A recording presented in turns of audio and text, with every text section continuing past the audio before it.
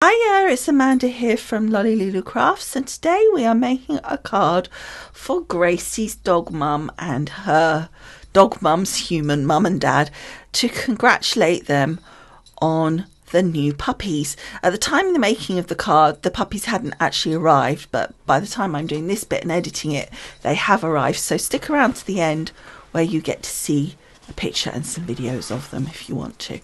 Now I'm starting out with a white piece of cardstock which is folded in half. It's A4, so I'm making an A5 card base, and then just some scraps of card that will work because I want to put some cloudy bits on the front, some sort of shapes. Now I don't exactly know the length that I'm going, but I do know the width roughly. So I'm doing here, this is roughly the right width, so it's just about 6 inches, but I didn't, as I said, know the length at this point because it just depends on the positioning. So I'm definitely allowing for a lot more length than I need. And then for this bit, I just cut off the excess on the edges there, but I will go back and tidy that up a bit with the die. Now this piece I'm going down the other way because I don't need as much depth on this section as I do on the first one. So I'm just going crossways because then that'll give me just that little bit extra to do some extra width. So again, I'm just cutting down the excess on this on the sides just to get it to the right width, but as I say, not the right length. Now the reason I'm doing that is because you can see here by getting it to the right length, right width, I can then add a bit extra shape so that it looks more effective. It's only a small amount, and if you cut it with the scissors, if it wasn't sort of that stitch dot look, then it would be probably fine, but I think you just can't get away with it with that stitchy look on there. It just really shows.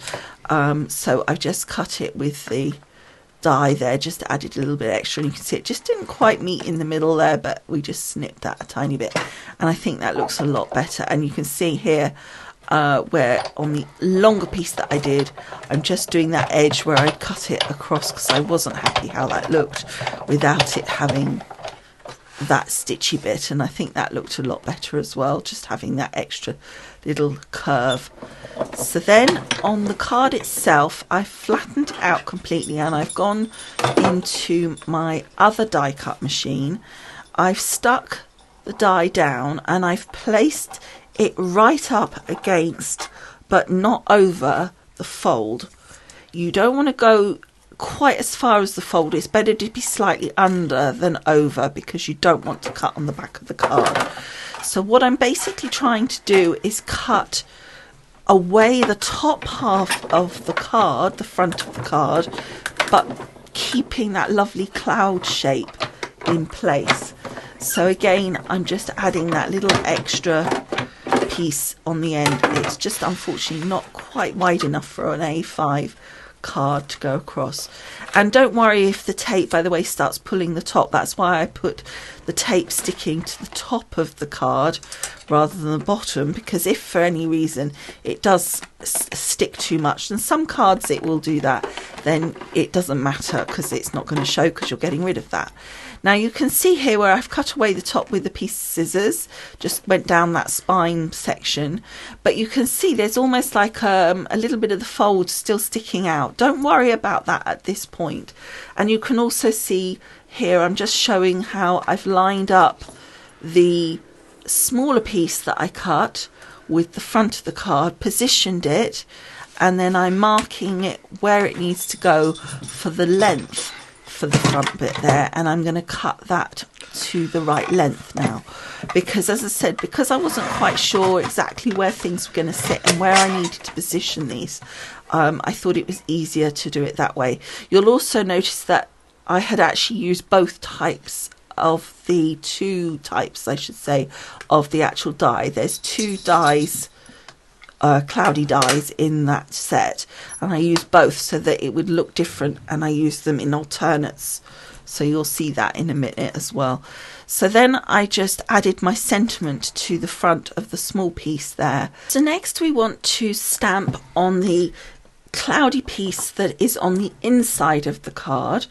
And for this I wanted to do the little pup, but not with the balloon, but with the bird, so that it looks like the pup is being puddled along by like a little stork type creature, even though the bird wasn't a stork. It was just a sort of a gesture of that, really. So what I did was I cut the bird off the stamp, and I could have cut the balloon off, but I thought that there's no point in doing that, because at some point I will want that. The bird is easy to position somewhere separately later, but the balloon is obviously a little bit more hard to line it up correctly. So I then positioned the stamp so that I put the main card across the piece that I'm going to stamp on, so that I could position the stamp so that it wasn't going to be covered by the front flap of the card that I'd cut. And then I also then put a piece of masking tape underneath the balloon part of the stamp, so there was sort of two bits going on. So you saw I lifted away the card, so you could see what I mean by that. Then you saw that I put down the masking paper. Now as I moved away, my fingers slightly moved the stamp, so I just went back and checked that it was still in the right place. And with the stamp platform, as long as you're in the corner, you can always make sure that you're back in the right place easy enough, so if you accidentally move the actual cardstock itself. So then I stamped it. This time I'm using Memento ink because I'm going to use my alcohol markers, so that's a lot better.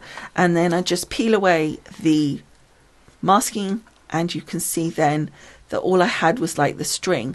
So now this one is going to be by the way, the little pieces of paper that I've got over the top, they can actually be stuck on the stamps, but I personally have found in the past that it then doesn't stick as well to your stamp platform or your block or whatever, so I tend to just put them on top, position it, then remove them. But it was really more luck than judgment, to be honest, that this was landed exactly in the right place. I was expecting to have to use a marker and kind of position it, maybe join it up, but it just worked out really, really well. So that was great. So I then put the sentiment that we stamped and that piece that we just stamped of the little pup all to one side so that it dries out before we carry on, because we don't want to colour it while the ink's wet, or stick the other piece down before I've done this bit either. So next what I'm doing is taking this beautiful blue cardstock. This is some of my favourite cardstock is American Crafts, and you can see now what I meant about that little extra white piece where I cut down. I'd rather it was sort of a little bit wider there than not, because it's easier to cut it to size than have it sort of too small. So I went round on the other three sides and cut the blue away so that it was all to shape. And the reason I do it like that is because then you know it absolutely fits. If you try and cut it to shape and size with A5 beforehand, it really is difficult. A5 is a very funny size to do that with, and to be honest, it's just as easy just to stick it down and then cut it to size. And then, as you saw, I just cut away the excess of that white, and now it looks just great. And then I thought the clouds and everything, they're really curvy, and it would be just really nice to use the corner chomper on the top there. So again, letting that to one side while it just dries off, because that was a wet glue, just to be sure, because the American Crafts cardstock is slightly textured, so I like to use a wet glue for that. So then I just use this gorgeous punch and punched out some hearts. And now that's all dry enough for me to colour, so I am then just using my marker pens here and colouring that in. So we'll just let you watch that, and then I will come back to you when that's all finished.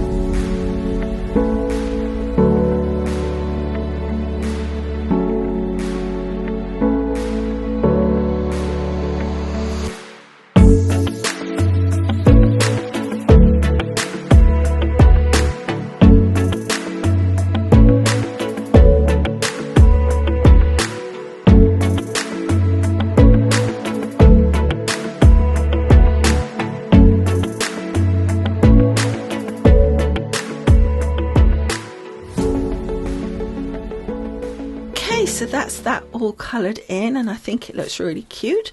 So next I got the smaller piece with the sentiment and put some foam on it, because foam tape, because I thought that would look really nice just popped up. So we then position that on the front flap. So this is basically the front of our card, but obviously we've cut half of it away. So I just positioned that, and you can see now why I needed to stamp this first, and just pop that on the front, and you can see that looks really effective. And just having that extra 3D element just, I think, really looks nice as well. Just adds that little shadowing going on and just looks really cool.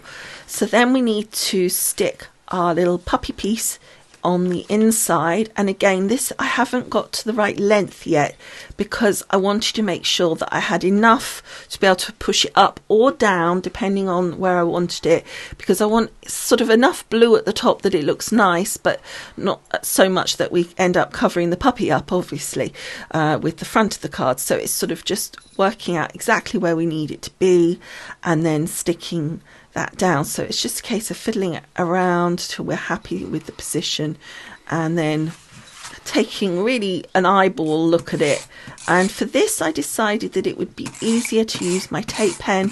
It's not too heavy a cardstock, it's still the thick Stampin' Up! White cardstock, but it's good enough for what we need on the inside there. And I just felt that that would be easier, that we wouldn't have any wet glue kind of escaping anywhere that it shouldn't be. And also it does mean with this glue it's really, really easy just to lift it up and down as well if it's not quite in the right place. And also when you first put it on, you just don't press it down until you're happy, so then you can lift it and move it a little bit. So then I just pushed it down, and even though I know the puppy's dry, the ink, I still, as you saw, did not sort of rub my fingers over it while I was pressing it down. And then all I did was take a pair of scissors and cut using the back of the card as the guide, so that I cut it to the right length.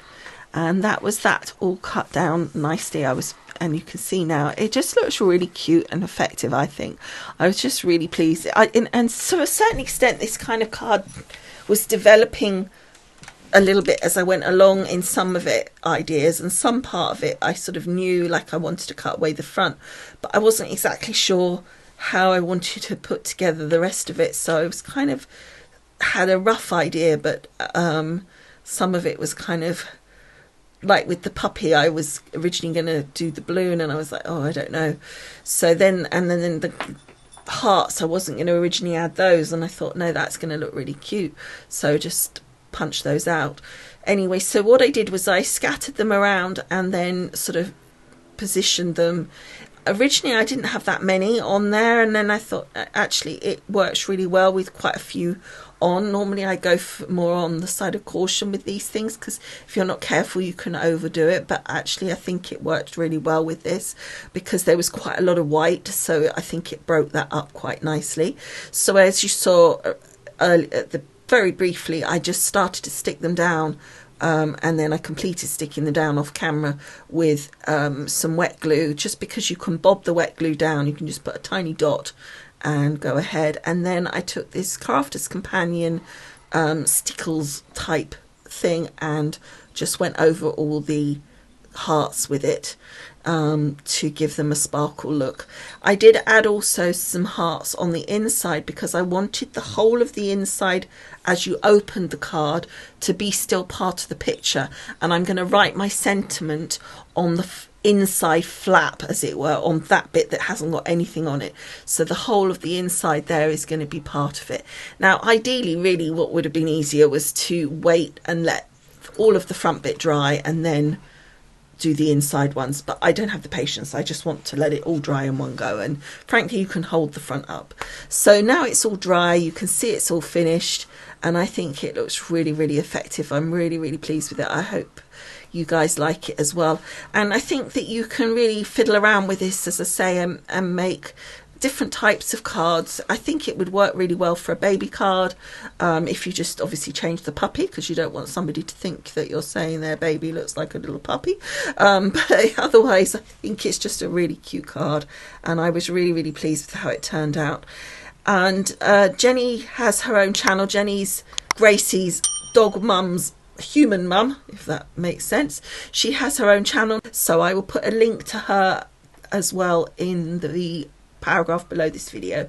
And then finally, as promised, before we leave, here are the new puppies. And we have 4 little boys and 1 little girl.